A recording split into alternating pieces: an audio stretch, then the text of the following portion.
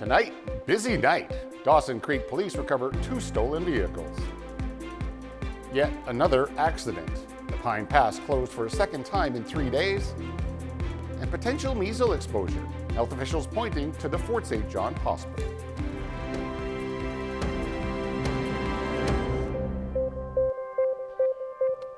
Well, good evening and thank you very much for joining us. And we begin tonight with 4 people in custody awaiting bail hearings in connection with reports of 2 stolen vehicles Tuesday.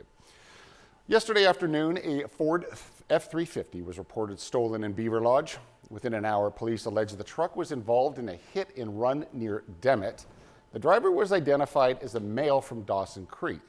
Then around 2 this morning, officers located the truck with 3 people inside. The pickup fled the scene once again, but police managed to deploy a spike belt, deflating 3 of the tires. The vehicle drove through rural and residential areas of Dawson Creek for about an hour before getting stuck in a gravel lot. The 3 suspects fled on foot. 1 was captured by a police dog, the other 2 taken into custody a while later. The driver is facing a charge of assaulting a police officer. Then around 8 this morning, a Dawson Creek resident spotted their own truck parked outside a known drug house. Well, the 911 operator advised the owner not to approach the suspects, but they ignored the advice. Well, a suspect then threatened the owner before fleeing. He was arrested in possession of bear spray. The suspect is facing a number of charges, including possession of stolen property and possession of a prohibited weapon. Well, yet another accident in the Pine Pass on Highway 97. It happened Tuesday night, but this time, thankfully, there were no injuries. And it's the second accident near Bijou Falls in only a 3-day span. On Saturday, a woman from North Vancouver was killed after the Ford Bronco she was in was hit by a Dodge Ram pickup. Tuesday night, a semi went off the road and blocked the southbound traffic after another vehicle crashed. Mounties say the investigation is ongoing, but didn't provide any extra details. The highway was closed for a period of time before being reopened. The RCMP say they've responded to 4 fatal accidents in the region since August the 1st. And a man wanted by Fort St. John Mounties has been taken into custody. Wayne Bradley Pizzi was wanted for 2 counts of failing to comply with probation order, as well as driving while prohibited. The 57-year-old has been arrested. Police not providing any more information on where or how Pizzi was located. And Fort St. John Mounties are thanking the public for their help in finding a missing man. Colton Swift hadn't been seen since March the 24th. Back in July, Mounties said he was last seen in Fort St. John, but may have been in the Lethbridge, Alberta area. Swift's family had reason to be concerned for his well-being. The police not mentioning how or where he was located. Another potential measles exposure in Fort St. John to tell you about tonight. Public Health saying the Fort St. John Hospital is once again the site of a possible exposure. If you were at the Fort St. John Emergency Department on August the 18th from 1:50 to 4:20 in the afternoon, Northern Health says you may have been exposed to the virus. Anyone who has been exposed to measles is being asked to isolate for at least a period of 4 days and to seek medical treatment. Well, the Fort Nelson Hospital Emergency Department will be closed overnight due to unexpected staffing issues. This is the 3rd diversion of the year for the Fort Nelson Hospital and the 2nd this month. It's the first 6 months of last year there were 8 hospital diversions. Northern Health saying services were interrupted at 4 this afternoon and will reopen at 7 tomorrow morning. People in the Fort Nelson area needing life-threatening emergency care will be transported to the nearest available facility in Fort St. John. Well, to provincial news, where Joffrey Lakes Park will be closed for visitors for 1 month after the Labor Day long weekend. The provincial park is located east of Pemberton. The temporary closure allows for local First Nations to reconnect to their land and to carry out cultural and spiritual practices. It's the 3rd time this year the popular park has been closed and is for a shorter period than requested. The province says this closure balances cultural practices and conservation goals with public access to the provincial park. RCMP in Alberta are concerned about a dangerous social media trend. It comes after a catch-a-predator sting by a group of 10 youth led to one of those kids being briefly abducted. A man from Airdrie has been arrested in connection to the alleged child abduction. Now, police believe the boy was among the children who set up their own to catch a predator scheme. A publication ban is in place, So the name of the suspect or victim is not being released. But police say the 12-year-old boy was able to escape a vehicle when it stopped at a red light and called 911. A 37-year-old man is facing 9 charges, including sexual interference and kidnapping. After China placed a nearly 76% anti-dumping tariff on Canadian canola last week, the federal industry minister was asked why the Carney government has yet to take any actions to support Canadian farmers. We will be there to support our canola industry. We will be there to support our farmers. And I know that the Prime Minister and the Minister of Agriculture have been working together to address this issue. While Melanie Joly, as you just heard, pledged support, she actually didn't provide any further details. She's currently on a trade mission to Sweden and Finland as Canada seeks to diversify its trade partners. New details about the tentative agreement reached between Air Canada and the union representing close to 10,000 flight attendants. The deal lays out a plan to bump up salaries and put an end to unpaid work. The national carrier is now ramping up flights, but ongoing delays are fueling frustration for passengers across the country. CTV's Adrian Gobriel has more.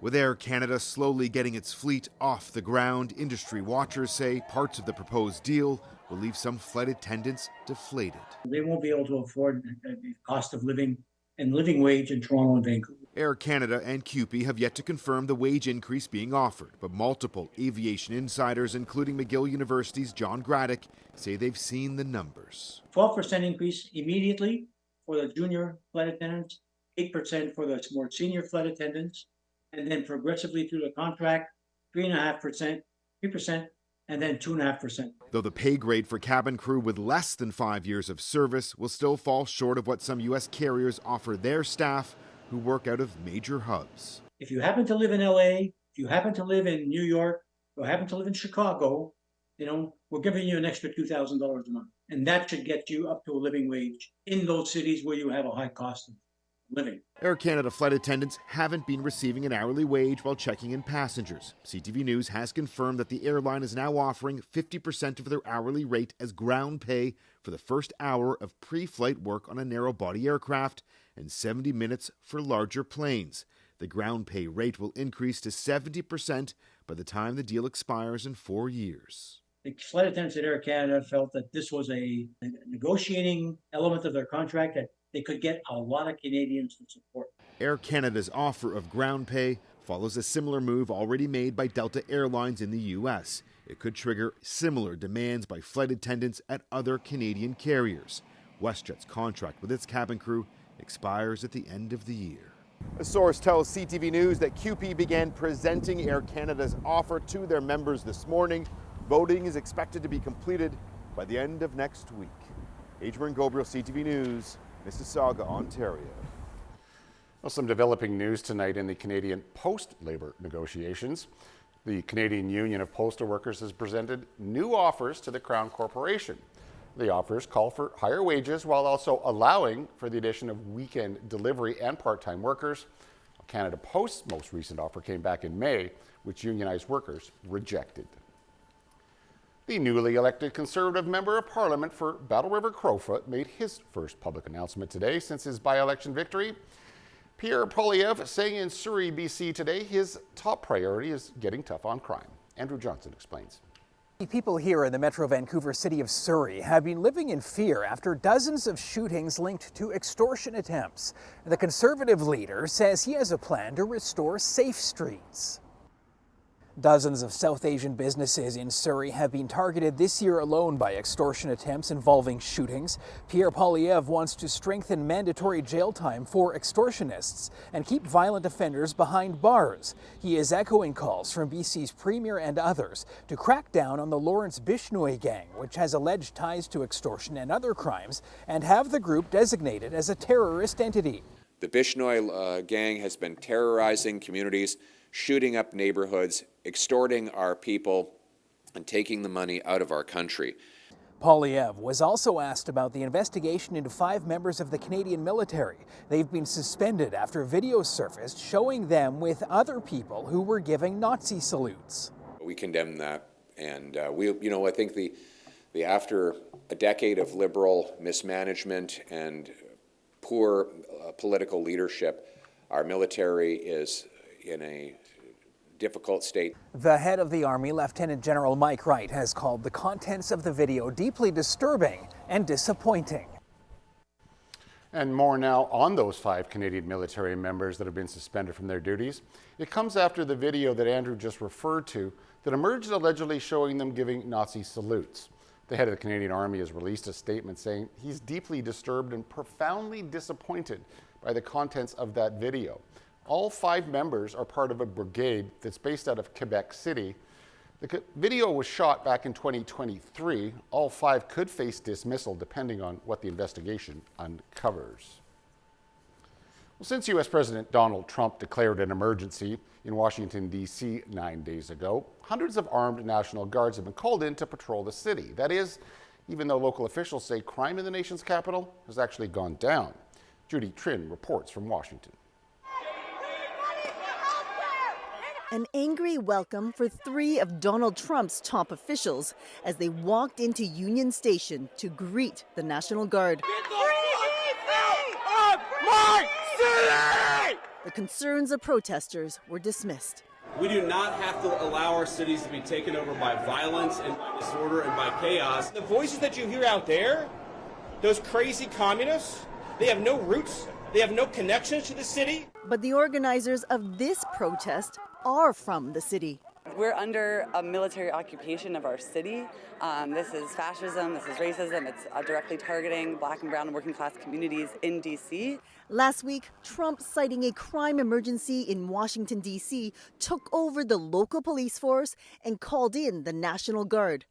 Since then, the White House says nearly 500 people have been arrested and more than 20 homeless encampments have been dismantled. Hundreds of National Guard members have been stationed near subway stations and national monuments. Sometimes our mere presence has a deterrent effect on criminal activity, and that's really what we're trying to provide. The Guards have also been patrolling the poor, predominantly Black and immigrant neighborhoods of D.C. Washington's mayor says that crime is on the decline in the capital, and there's no need for the military to be involved. You know what doesn't make sense? The numbers on the ground in the district don't support 1,000 people from other states coming to Washington, D.C. By law, Trump can only use the National Guard for 30 days without congressional approval.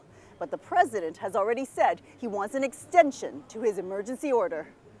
Judy Trin, CTV News, Washington, D.C. Well, back here at home, a fundraiser aims to support local Indigenous and youth here in Northeast BC. It's called the Hope Truck, and the initiative has already raised over $96,000. The truck itself is a 793 haul truck painted bright orange. It's become a symbol of meaningful, action-based reconciliation, according to organizers. And numerous sponsors have donated more than 7,000 loads of coal. Each haul helps fund youth programs focused on education, wellness, sports, and culture. All right, please do stay tuned. Noah will be right back after the break with weather.